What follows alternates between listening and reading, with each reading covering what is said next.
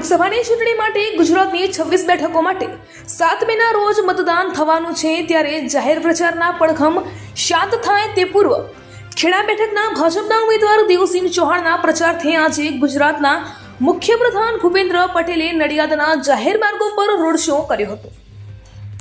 નડિયાદ વિધાનસભા ભાજપ કાર્યાલયથી આ ભવ્ય રોડ શોનું પ્રસ્થાન કરાવાયું હતું। આ રોડ શોમાં ખેડા બેઠકના ભાજપના ઉમેદવાર દેવસિંહ ચૌહાણ, નડિયાદના ધારાસભ્ય પંકજભાઈ દેસાઈ, ખેડા જિલ્લા ભાજપ પ્રમુખ અજયભાઈ બ્રહ્મભટ્ટ, અન્ય હોદ્દેદારો, કાર્યકરો મોટી સંખ્યામાં ઉપસ્થિત રહ્યા હતા।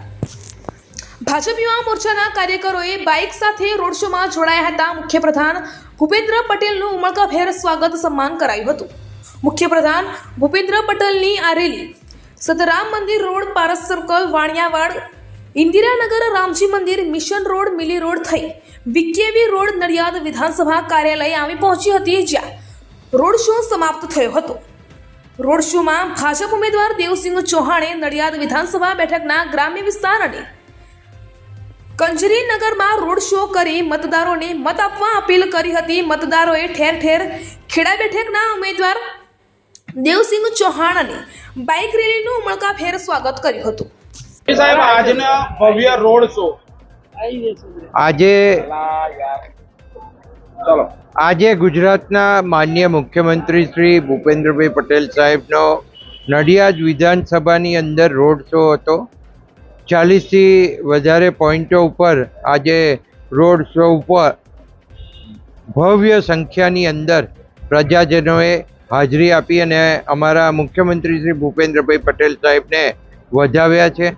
અને ભૂપેન્દ્રભાઈ પટેલ સાહેબ ખાસ આજે દેવસિંહજી આપણા લોકસભાના સીટના ઉમેદવારના માટે પ્રચારમાં આવ્યા હતા અને આજના પ્રચાર ઉપરથી માનનીય મુખ્યમંત્રી શ્રી ભૂપેન્દ્રભાઈ પટેલ સાહેબના પ્રચાર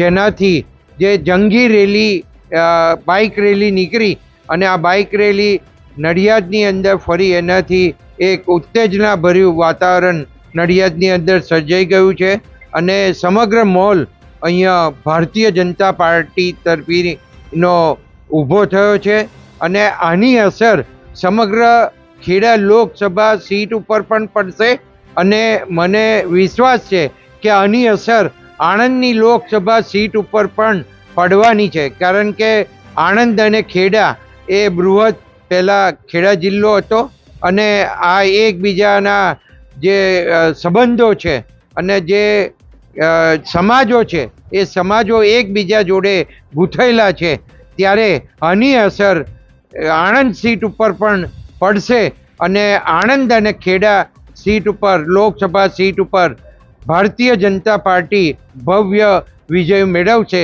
એ નિશ્ચિત બાબત છે। હમણાં થોડા સમય પહેલાં મોદી સાહેબની પણ રેલી વિદ્યાનગરની અંદર થઈ ગઈ અને શાસ્ત્રી મેદાનની અંદર 50,000 કરતાં પણ વધારે સંખ્યા જ્યારે ડૂમની અંદર હાજર હતી અને આપણા દેશના વડાપ્રધાન મોદી સાહેબે જે મુદ્દાઓ પ્રજાજનોને આપ્યા અને એનાથી જે માહોલ આખો ઊભો થયો છે એ માહોલ પણ અહીંયા બેઉ સીટ ઉપર એની અસર છે અને આ લોકસભા સીટ ભારતીય જનતા પાર્ટી મેળવશે। અજયભાઈ, આજનો ભવ્ય રોડ શો કેટલા કિલોમીટર લાંબો હતો, કેટલા લોકોએ ભાગ લીધો? કુલ મળીને નડિયાદ વિધાનસભાનો આજનો રોડ શો હતો। એમાં નડિયાદ શહેરમાં મુખ્યમંત્રી શ્રી, ધારાસભ્ય શ્રી, અમારા પ્રભારી જીવરાજભાઈ ચૌહાણ અને સંગઠનના સૌ કાર્યકર્તા આ રોડ શોને સારો બનાવવા માટે ખૂબ મહેનત કરી।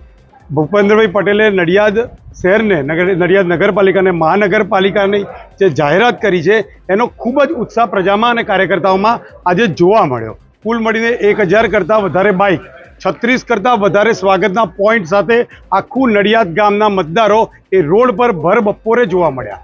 1 વાગ્યાના 12 વાગ્યાના સમયે મતદારો રોડ પર હતા। સાથે સાથે અમારા ઉમેદવાર સાંસદ દેવસિંહ ચૌહાણનો નડિયાદ વિધાનસભાના આવતા 13 ગામડાઓમાં અલગ રોડ શો પણ હતો, જેમાં પણ પ્રચંડ સંખ્યામાં કાર્યકર્તાઓ અને પ્રજાનો સહકાર જોવા મળ્યો છે। નટપુર ન્યૂઝ સખત અને સતત આપની સેવામાં। અમારા ફેસબુક પેજ, ઇન્સ્ટાગ્રામ, યુટ્યુબ ચેનલને સબસ્ક્રાઇબ કરો અને ફોલો